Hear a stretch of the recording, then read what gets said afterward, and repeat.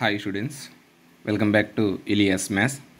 So previous class లో మనము AP 10th class mathematics text book 14th chapter స్టాటిస్టిక్స్లో exercise 14.1లో 4th ప్రాబ్లం వరకు చేసాం కదా.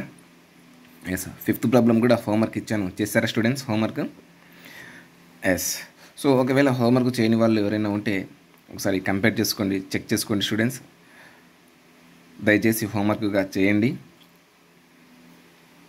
అండ్ హోంవర్క్ చేయని వాళ్ళు ఒకసారి మళ్ళీ క్లాస్ వినండి. అండ్ హోంవర్క్ చేసిన వాళ్ళు ఎవరైతే ఉన్నారో వాళ్ళు కంపేర్ చేసుకోండి. ఇచ్చిన ప్రాబ్లం, ఇప్పుడు చేసే ప్రాబ్లమ్ని మీ ఆన్సర్ని కంపేర్ చేసుకోండి. ఆన్సర్ కరెక్టా కాదా, అంటే మీన్ కరెక్టా కాదా అనేది. సో క్వశ్చన్ 5th క్వశ్చన్ చూద్దాం. ఎంటర్ చేసుకోండి 5th question. So in a retail market, fruit vendors were selling oranges kept in a packing baskets. These baskets contained varying number of oranges. The following was a distribution of the oranges. Find the mean number of oranges kept in each basket. Which method of finding the mean did you choose? So question ఇది distribution table ఇచ్చాడు. So నువ్వు ఏ మెథడ్ని చూస్ చేసుకుంటావు ఈ ప్రాబ్లమ్ని చేయడానికి అనేసి అన్నాడు. తర్వాత అంటే ఒక ఫ్రూట్స్ అమ్మే ఒక అతను ఫ్రూట్స్ అమ్మే అతను బాస్కెట్ మీన్స్ బకెట్లలో ఆరెంజెస్ ఫ్రూట్స్ పెట్టాడు. అంటే 10 నుంచి 14 ఆరెంజెస్ 15 బకెట్స్లలో పెట్టాడు. 15 to 19 ఆరెంజెస్ 110 బకెట్స్లలో పెట్టాడు. 20 to 24 ఆరెంజెస్ 135 బకెట్స్లలో పెట్టాడు. 25 to 29 115 బకెట్స్లో పెట్టాడు. 30 to 34 25 బకెట్స్లలో పెట్టాడు. అయితే దీనికి మీన్ కనుక్కోవాలి. సో మీన్ కనుక్కోవడానికి which method finding the mean did you choose అని అన్నాడు. ఏ మెథడ్ నువ్వు చూస్ చేసుకుంటావు అని అన్నాడు. అంటే పర్టికులర్ మెథడ్ అంటూ ఏమీ ఇవ్వలేదు స్టూడెంట్స్ ఇక్కడ. సో దీన్ని మనము ఇప్పుడు ఫ్రీక్వెన్సీ డిస్ట్రిబ్యూషన్ టేబుల్ వేసుకొని ప్రాబ్లం చేద్దాం. సో ఇది frequency distribution table. So number of oranges 10 to 14. So 15 buckets ఉన్నాయి. ఫ్రీక్వెన్సీ FI ఇది. 15 to 19 110 buckets. 20 to 24 135 buckets. 25 to 29 115 buckets. 30 to 34 25 buckets. ఇది హోంవర్క్ ప్రాబ్లం కాబట్టి నేను కొంచెం ఫాస్ట్గా చేస్తున్నాను స్టూడెంట్స్, దయచేసి గమనించగలరు. Yes. So first summation FI కనుక్కుందాం. సమ్మేషన్ FI చేస్తే ఎంత వస్తుందో యాడ్ చేసి చూద్దాం. 5 plus 5 10, 10 plus 5 15 plus 5 20. సో 22 ఇక్కడ 1 2 5 6 8 2 10. సో 0 ఇక్కడ 1 ఇక్కడ 1 2 3 4 400. అంటే సమ్మేషన్ FI ఈక్వల్ టు 400 వచ్చేసింది. తర్వాత క్లాస్ ఆఫ్ మార్క్స్ కనుక్కుందాం. So lower limit plus upper limit by 2. అంటే class of marks is nothing but mid values of intervals. So 10 plus 14 24. 24 by 2 అంటే ఎంత వస్తుంది? 24 by 2 12 వస్తుంది. 24 by 2 ఎంత వస్తుంది? 12 వస్తుంది. ఓకేనా స్టూడెంట్స్? ఎస్. తర్వాత నెక్స్ట్ ఇక్కడ చూడండి 10 నుంచి 14కి 4 ఉంది డిఫరెన్స్. ఇది ఈ క్లాస్ ఆఫ్ ఇంటర్వెల్స్ ఒకసారి మీరు అబ్జర్వ్ చేసినట్లయితే ఇన్క్లూసివ్ క్లాస్ ఆఫ్ ఇంటర్వెల్స్ ఇవి ఏమి ఇంటర్వెల్స్ అని అంటే inclusive class of intervals.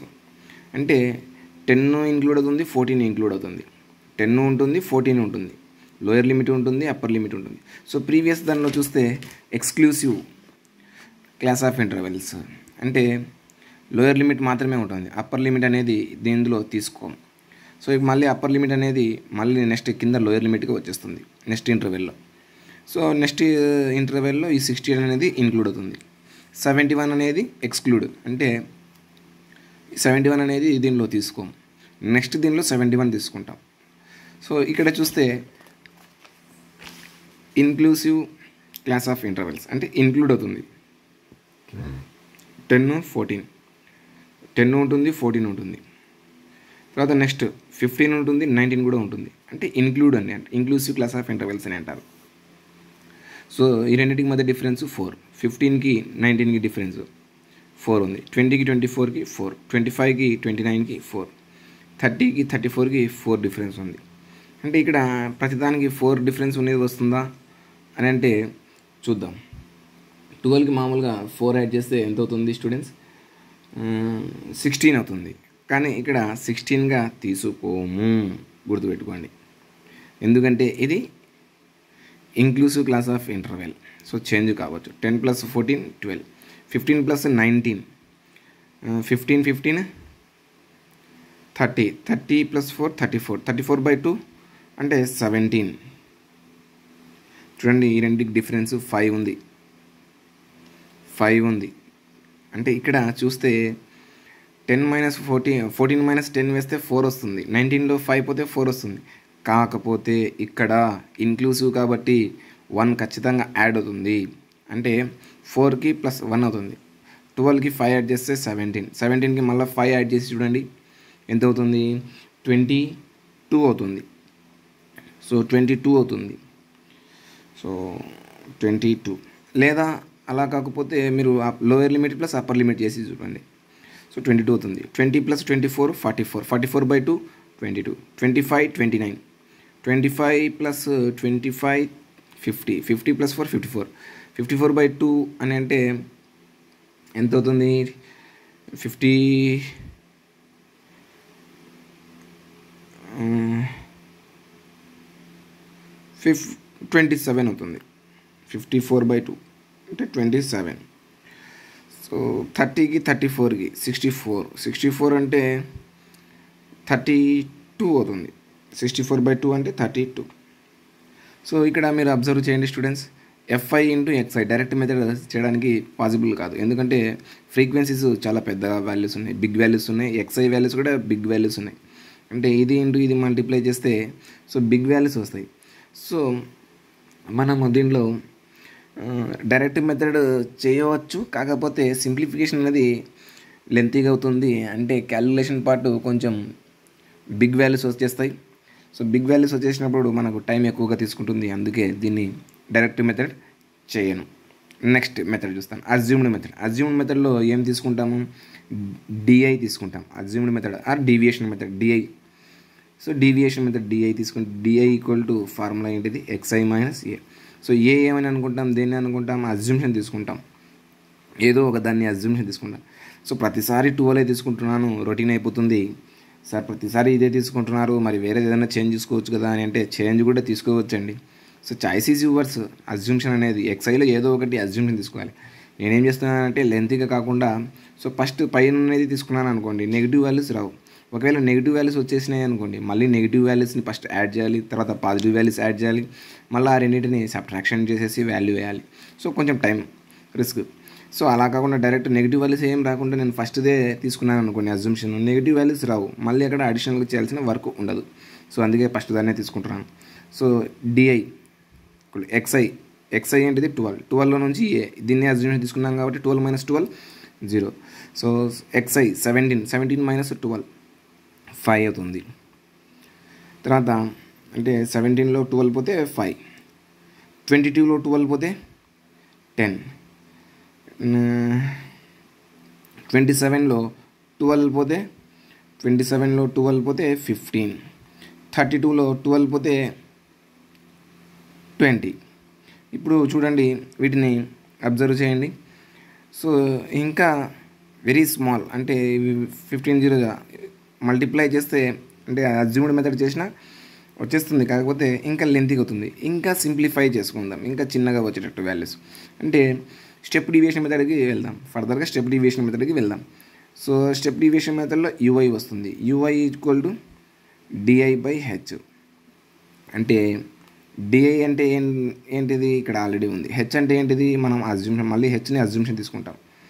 Let H value, let H = so ఈ DIలో లెట్ H = ఈ DIలో ఏదో ఒక నెంబర్ అనేది, ఆ నెంబర్తో అన్ని నెంబర్స్ డివిజిబుల్ కావాలి. 5 అనే నెంబర్ని తీసుకున్నాను. 5 అనే నెంబర్ని తీసుకున్నాను అనుకోండి. సో 0ని డివైడ్ చేస్తుంది, 5ని డివైడ్ చేస్తుంది, 10ని 15ని 20ని కూడా డివైడ్ చేస్తుంది. అంటే లెట్ హెచ్ ఈక్వల్ టు 5 తీసుకున్నాను అనుకోండి. హెచ్ ఈక్వల్ టు 5 తీసుకుంటే 5 0 0 5 by 5 1 5 10 by 5 10 by 5 2 15 by 5 3 20 by 5 4. So UI వచ్చేసింది. స్టెప్ డీవియేషన్కి ఫార్ములా ఏంటిది? Summation FI A plus summation FI UI by summation FI into H అనేది స్టెప్ డీవియేషన్కి formula.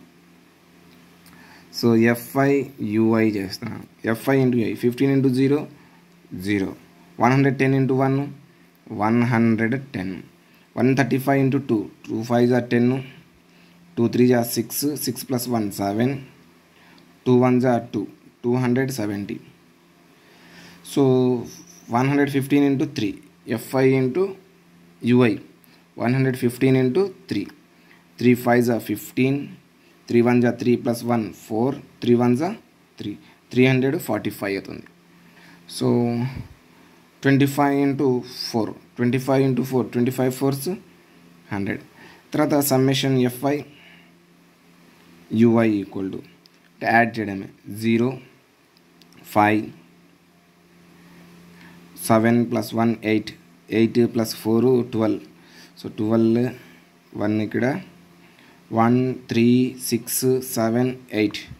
So summation FI UI 825. So ఇది ఏ method students? Step deviation method. So ఇదే method step deviation method. Step deviation method choose చేసుకుంటున్నాను. Step deviation method.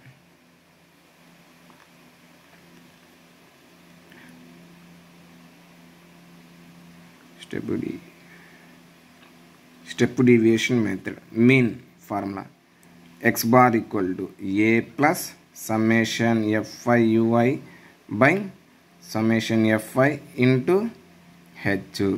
So ఈ formula must and షుడ్గా వేయాలి. So X bar equal to A ఎంత assumption తీసుకున్నాము? 12 అని అజ్యూమ్షన్ తీసుకున్నాం. 12 ప్లస్ సమ్మేషన్ ఎఫ్ఐ యూఐ ఎంత? 825 by summation FI 400 into H value ఎంత అనుకున్నాం? 5 అని అనుకున్నాం కదా. ఎస్. సో ఇప్పుడు మనము క్యాన్సిలేషన్ చేస్తే 5తో 5 1s 5 8s 40 5 0s 0. మళ్ళీ నెక్స్ట్ 5తో క్యాన్సిలేషన్ అవుతుంది. 5 1s 5 5 6 30 5 1s 5 5 6 30 5 5s 25. So X bar equal to 12 plus 165 upon 16. 12 plus 165 upon 16. తర్వాత ఇంకా 165ని 16తో డివైడ్ చేస్తే 165ని 16తో డివైడ్ చేస్తే 16 1s 16 0 5 డౌన్ 16 0s 0 5 పాయింట్ పెడితే ఒక 0 పెట్టుకోవచ్చు.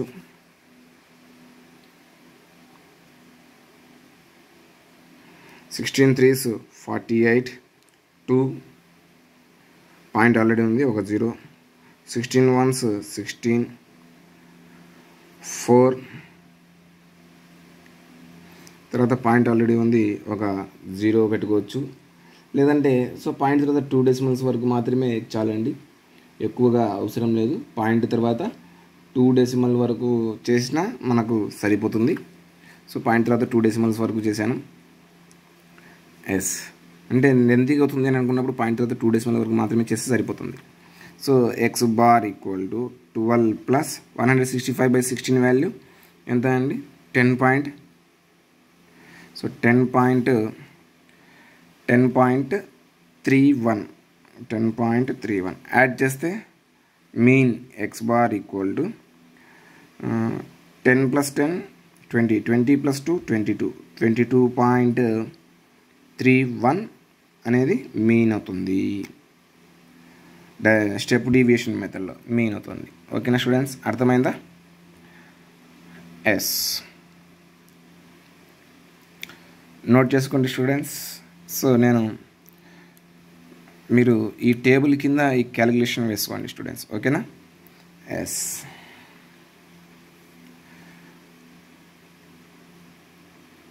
ఓకే స్టూడెంట్స్, నెక్స్ట్ క్లాస్లో నెక్స్ట్ ప్రాబ్లం డిస్కస్ చేద్దాం. 6th ప్రాబ్లం డిస్కస్ చేద్దాం, ఓకేనా స్టూడెంట్స్? ఎస్, 6th ప్రాబ్లం మీరు కూడా ట్రై చేసి చూడండి హోంవర్క్గా. సో రాకపోతే నెక్స్ట్ వీడియోలో చూడండి స్టూడెంట్స్, ఓకేనా? Yes. Thank you students, thank you for watching. Have a nice day.